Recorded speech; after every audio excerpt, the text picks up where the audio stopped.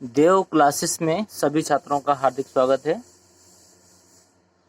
आज आप देख रहे हैं कक्षा 10वीं का इंग्लिश के अंतर्गत आज हम बात करेंगे पोएट्री का तीसरा चैप्टर द विलेज सॉन्ग, ग्राम्य गीत के बारे में हम चर्चा करेंगे।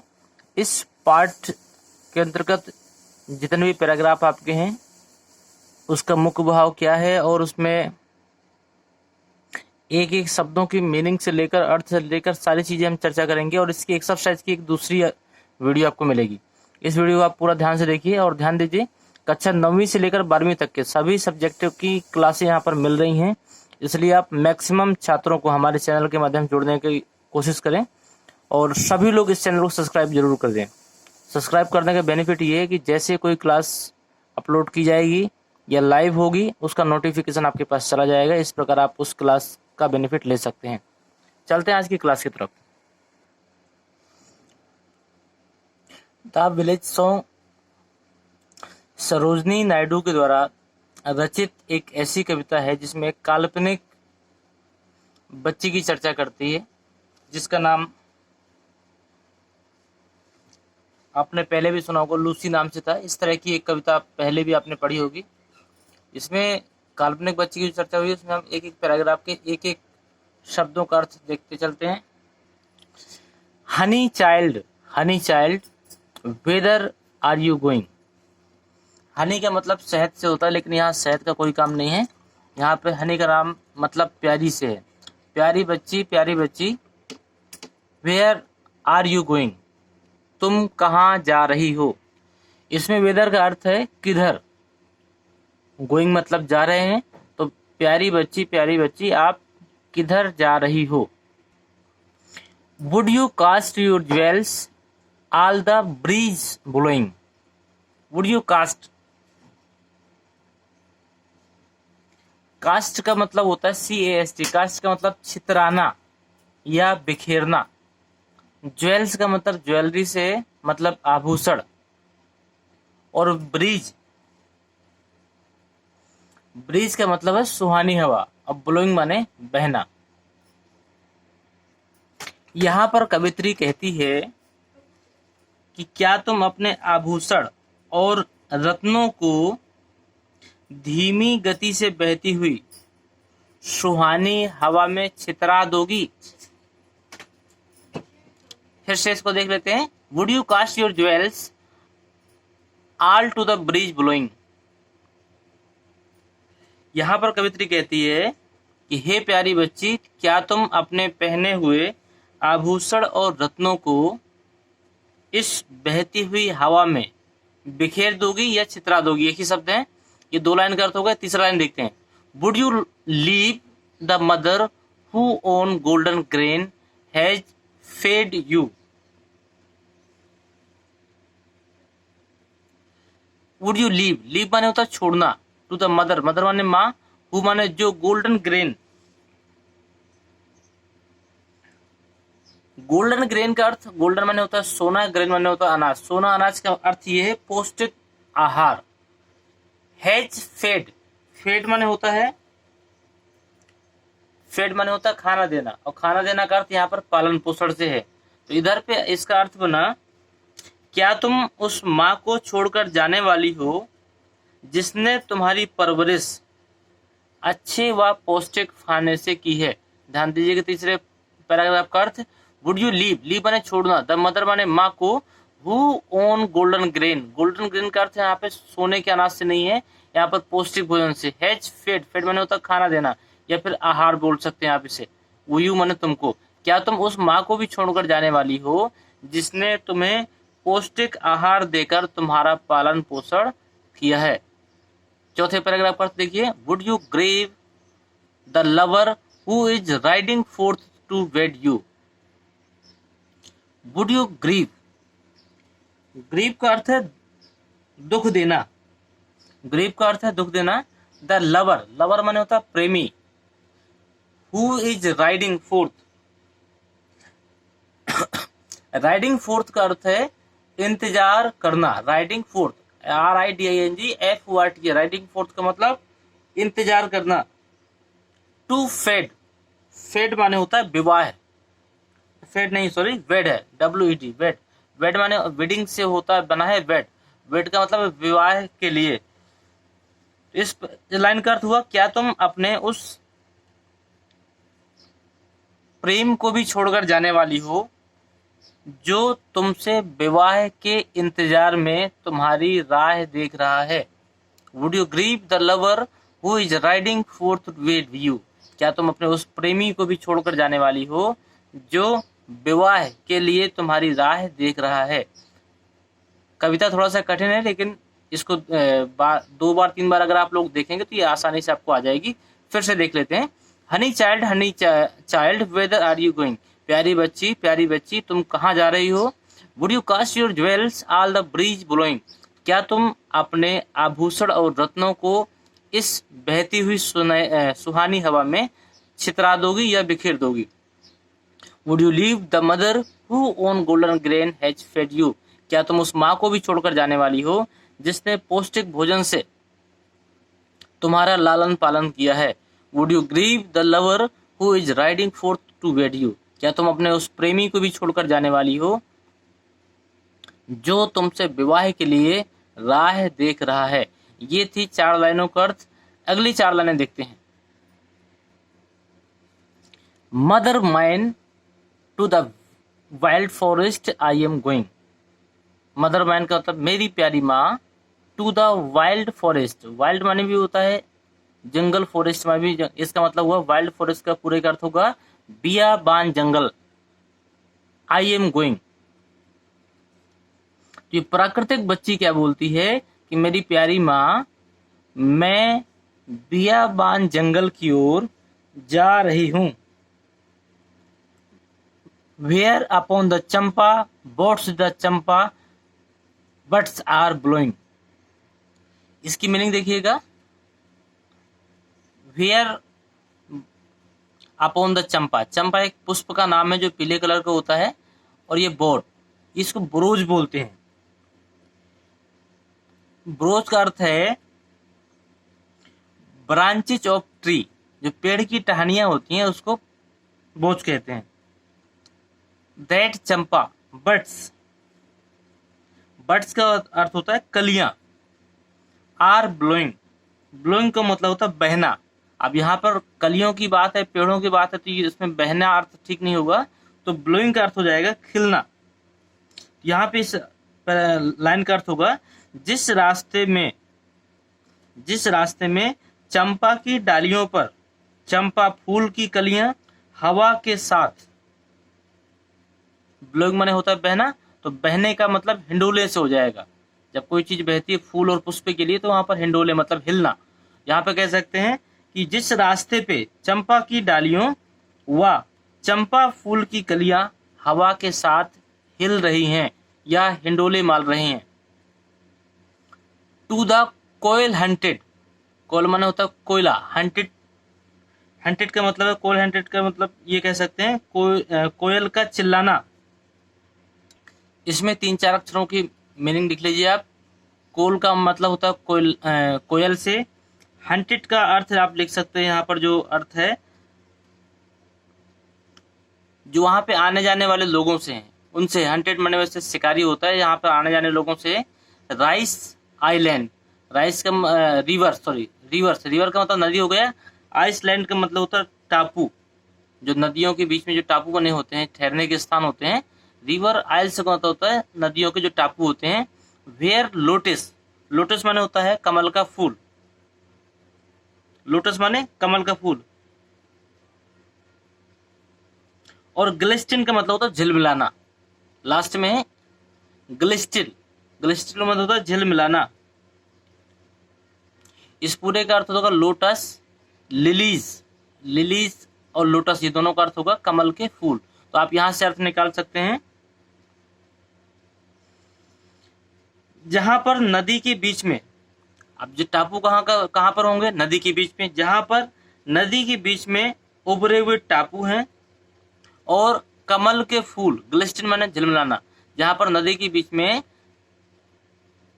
टापू हैं और जहां पर कमल के फूल झिलमिलाते रहते हैं, और जहां प्रायः टू द कोल हंटेड, और जहां पर प्रायः कोयले की जो कोयल की जो आवाज होती है वो गूंजती रहती है।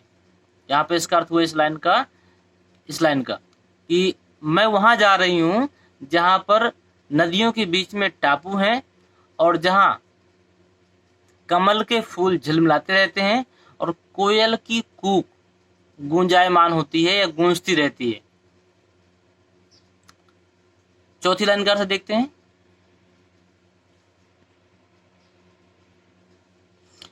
द वॉइस ऑफ फेरी लोक। वॉइस का मतलब होता है आवाज, और फेरी फोक माने होता है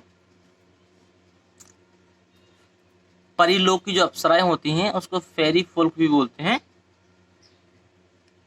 तो fairy folk, the voice of fairy folk are calling माने बुलाना, मी माने मुझे, ओ लिसन। तो इसका अर्थ होगा कि वह दुनिया जहां पर परिलोक की अप्सराएं मेरा आवाहन कर रही हैं। इसका अर्थ हुआ कि वह दुनिया जहां पर परिलोक की अप्सराएं मुझे बुला रही हैं या मेरा आवाहन कर रही हैं, मुझे वहां जाना होगा।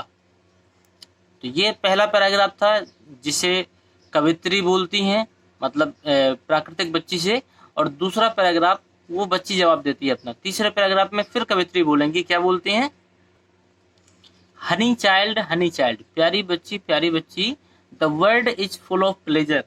ये पूरी दुनिया जो है प्लेजर माने आनंद से या खुशियों से, प्यारी बच्ची ये पूरी दुनिया खुशियों से भरी हुई है। ऑफ ब्राइडल सॉन्ग, और यहाँ पर ब्राइडल माने होता है दुल्हन, सॉन्ग माने होता है गीत। यहाँ पर दुल्हन गीत का मतलब विवाह गीत, यहाँ पर विवाह गीत गाए जा रहे हैं। एंड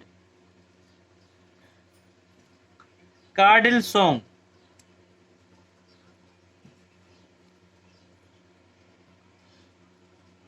एंड क्रेडल सॉन्ग का मतलब होता है पालना गीत, और यहाँ पर जो है पालने गीतों की भी आवाज आ रही है। एंड सैंडल सेंटेड, सैंडल माने होता है चंदन, सेंटेड माने होती है उसकी सुगंध या सेंट से ही है। लिस्यूर, और चारों तरफ चंदन की खुशबू वातावरण की महका रही है। फिर से देखिए कैसे, प्यारी बच्ची ये पूरा संसार प्लेजर माने आनंदों से भरा है। और ब्राइडल सॉन्ग, यहाँ पर विवाह गीत गाए जा रहे हैं और पालने गीत गाए जा रहे हैं, और जो चंदन की खुशबू है वो पूरे प्रकृति को या कह सकते हैं वातावरण को महका रही है।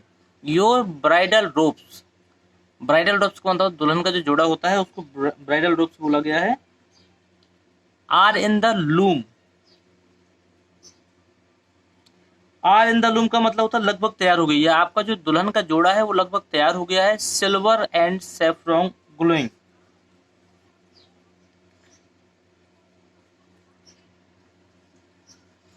सिल्वर का मतलब चांदी से होता है, श्वेत भी कह सकते हैं। एंड सैफरॉन का मतलब केसरिया से है। यहाँ पर कह सकते हैं इसमें योर ब्राइडल रोब से, आपके दुल्हन की जो पोशाक है वो बिल्कुल तैयार हो चुकी है, जो श्वेत और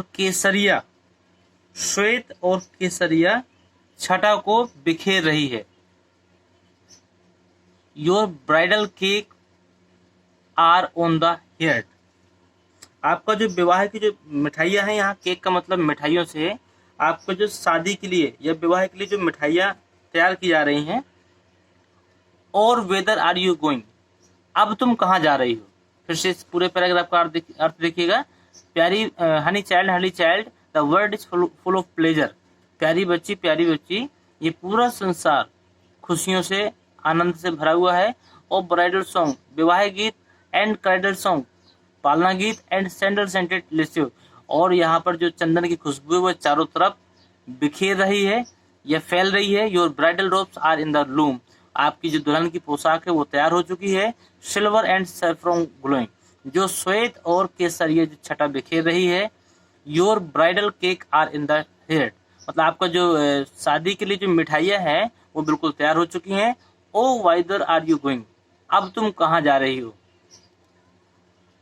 चौथा और लास्ट पैराग्राफ है, थोड़ा सा ये कठिन है लेकिन आपको धीरे धीरे सीखेंगे। 4 लाइन का अर्थ आप सीखिए, आसानी से 1-2 दिन में ये आपको पूरी कविता तैयार हो जाएगी। The bridal song and cradle song have cadences of sorrow. जो विवाह के गीत और पालने गीतों में, इस ध्यान दीजिएगा, कविता में कुछ ना कुछ जोड़ना भी पड़ता है, इसलिए आपको यहाँ ध्यान देना होगा। द ब्राइडल सॉन्ग, विवाह गीत और पालने गीत, है कैडेंसेस ऑफ सारो। इसमें जो उतार चढ़ाव है, विवाह गीत और पालनों गीत में जो रह रहकर उतार चढ़ाव की ध्वनि उत्पन्न होती है, इस पे मुझे स्पष्ट रूप से दुख प्रदर्शित होता है। यहाँ पर प्राकृतिक जो बच्ची है वो कवित्री से बोलती है कि विवाह गीत और पालने गीत में जो सॉन्ग है, आपके गीत हैं, उसमें जो उतार चढ़ाव की ध्वनि है, उस पे मुझे स्पष्ट दुख दिखाई देता है। The laughter of the sun today, the wind of death tomorrow. Laughter माने होती है हंसी खुशी, द सन माने सूर्य के लिए है, सूर्य की जो रोशनी है, द विंड माने हवा, ऑफ डेथ माने होता है मृत्यु, टुमारो माने आज। आज की जो उजली धूप है, आज की जो उजली धूप है, वो कल सुबह मृत्यु का तांडव दिखा सकता है। डेथ टुमारो माने कल का मृत्यु। आज की जो खुशी है या आज की जो उजली हुई सूर्य की रोशनी है, वो कल मृत्यु की हवा, मृत्यु का हवा का मतलब होता है मृत्यु का भय या मृत्यु का तांडव दिखा सकता है। For swifter sound the forest notes the where forest streams are falling. For swifter sound, swifter sound का अर्थ है स्विफ्टर साउंड, स्विफ्टर माने तेजी से, साउंड माने होती है आवाज, मतलब साए साए की आवाज। The forest notice where forest stream, stream माने होता है जलधारा, फॉरेस्ट स्ट्रीम का मतलब जलधारा कह सकते हैं, या फिर आप कह सकते हैं प्रकृति के द्वारा जो झरने, वाटरफॉल, ये जलप्रपात है, उसके लिए बात हुई यहाँ पर। आर फॉलिंग, तो इसका अर्थ होगा मुझे तो दूर से, प्रकृति की बच्ची कहती है, मुझे दूर से आती हुई जंगलों की साए साए आवाज और जल प्रपातों मतलब झरनों से गिरता हुआ पानी रोमांचक दृश्य प्रदान करता है। फॉर स्विफ्टर साउंड, साए साए की हवा, फॉरेस्ट नोट माने जंगली जो दृश्य है, वेयर फॉरेस्ट स्ट्रीम, और वहां पर जो झरने वगैरह हैं, आर फॉलिंग जो गिर रहे हैं, वो मुझे एक प्राकृतिक खुशी का अनुभव कराते हैं। ओ माइन, इसलिए मेरी माँ, आई कैन नॉट स्टे, मैं यहाँ नहीं ठहर सकती, स्टे माने होता है ठहरना। द फेरी लोक आर कॉलिंग, जो परी लोक की अप्सराएं हैं, दिव्य लोक की अप्सराएं हैं, वो मुझे बुला रही हैं। इसी पैराग्राफ का आप एक हम तेजी से अर्थ देखते हैं। The bridal song or cradle song have cadences of sorrow, जो ब्राइडल दुल्हन गीत होते हैं और पालने गीत होते हैं, वो उसमें जो उतार चढ़ाव की ध्वनि होती है, उसमें मुझे दुख प्रतीत होता है। The laughter of the sun today, जो सूर्य की रोशनी के साथ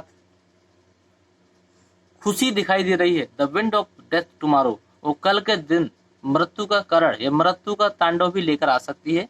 फॉर स्वीटर साउंड, स्विफ्टर नहीं सॉरी, यहाँ स्वीटर मधुर ध्वनि, स्विफ्टर मैंने पढ़ा था इसके पहले, ये स्वीटर साउंड, ये मधुर ध्वनि है। The forest notice where forest stream are falling, जंगलों के अंतर्गत जो साए साए करती हुई हवा की आवाज होती है और गिरते हुए झरनों की जो आवाज होती है, वो मुझे सुख प्रदान करती है, या उसमें जो मुझे सुख प्राप्त होता है वो कहीं नहीं मिल सकता। इसलिए ओ मदर माइन, इसलिए ओ प्यारी माँ, या फिर कह सकते ओ मेरी प्यारी माँ, आई कैन नॉट स्टे, मैं यहाँ नहीं ठहर सकती। The fairy fall are calling, परी लोक की अप्सराएं मुझे बुला रही हैं और मुझे जाना होगा। तो आपने देखा कि इस तीसरे और सबसे कठिन जो आपका कविता है, उसका पूरा अर्थ हमने एक एक मीनिंग के साथ आपको बताया। इसके बावजूद अगर किसी शब्द की मीनिंग या किसी भी लाइन का अर्थ आपसे नहीं बनता है, तो उसको आप कमेंट बॉक्स में या फिर मोबाइल नंबर में संपर्क करके व्हाट्सएप के माध्यम से आप उसकी पूरी डिटेल ले सकते हैं। हमारी सारी नोट्स भी आपको उपलब्ध कराई जा सकती हैं। यदि आप चाहते हैं, ऊपर दिए गए नंबर है 9919425442, इस नंबर में आप संपर्क करेंगे तो आपको हर क्लास की सारी नोट्स आपको उपलब्ध करा दी जाएंगी। आज का अध्याय हम यही खत्म करते हैं, मिलते हैं आपको अगले अध्याय में।